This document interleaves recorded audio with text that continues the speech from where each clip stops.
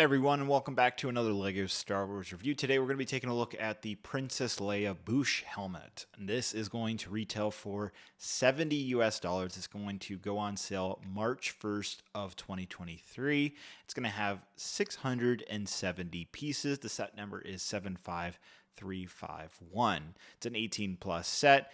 And it's also a 40th anniversary of the Return of the Jedi set, as well as, at least in the US, a Target exclusive. So you'll only find it on Lego.com as well as Target. On the back of the box, you'll find different images of Boushh or Princess Leia in hiding, as well as that not for sale sticker, meaning that this is a review copy. So I do want to thank Lego for sending this set over for an early review. Based off these reference images, I have to say the LEGO model does a pretty solid job in terms of getting the accuracies, the lines, all of that seems to be pretty good. And then this is also going to be launching alongside two other Clone Trooper helmets that also are anniversary editions as well, the 20th anniversary of the Clone Wars. And so we have the 40th anniversary of Return of the Jedi, 20 years of clones. So it's all anniversary based with this entire helmet collection lineup for 2023, which is pretty cool in my opinion and definitely makes them all feel a little more special. So now taking an in-depth look at the helmet fully built. The build process, of course, like all helmet collection sets, are pretty straightforward with some really well thought out techniques. Now, what really stands out for me is definitely the coloring. I love that medium nougat mixed with the reddish brown and dark gray. The color scheme here perfectly matches what we see in Return of the Jedi.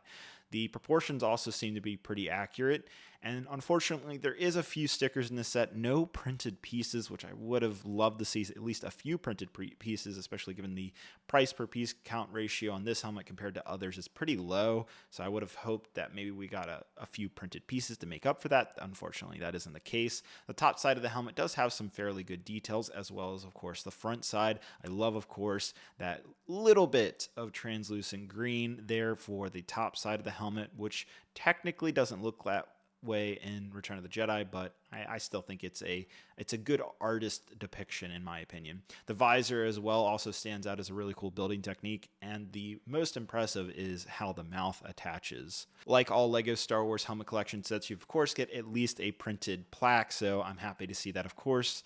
And then looking at the mouth, you'll notice there is another sticker there, but I have to say the techniques utilized to make the entire mouth section is very impressive. And when you build it, you'll see exactly what I'm talking about. Just this simple way of attaching the entire mouthpiece and how the slope pieces just barely touched the studs right there on that wedge piece is extremely impressive to me. Last up is comparing the Princess Leia Boushh helmet to the other helmet collection sets, especially the ones that are launching right alongside Boushh on March 1st of 2023, Commander Cody and Captain Rex. The biggest thing that stands out is while the Boushh helmet is pretty accurate, it definitely feels smaller in person, especially when looking at these two Clone Trooper helmets. All three of these sets are the exact same price at $70, and all three of them have different piece counts, varying by about 100 or so pieces between each other. Lastly, of course, I have to show some other bounty hunters. So we have the Mandalorian and Boba Fett next to Boushh, or Boushh. I can never pronounce the name correctly. I probably mispronounced it. But regardless, I think Boushh looks really good next to Mando as well as Boba. I think if you're looking for that bounty hunter collection, then you definitely want this helmet collection set. It's worth noting that Target exclusive and the fact that it's a 40th anniversary Return of the Jedi themed set is making this set a little bit more exclusive, a little bit more elusive as well in the long term as a collectible item. So keep that in mind. It's not my favorite LEGO Star Wars helmet, but I do think it is well designed, looks nice. Maybe it should probably be like $50, $60 at max. I think $70 is too expensive given that there is no other printed pieces in this set. Let me know what you guys think down in the comments below. Hope you guys have a great, wonderful day, and I'll see you guys later. Bye-bye.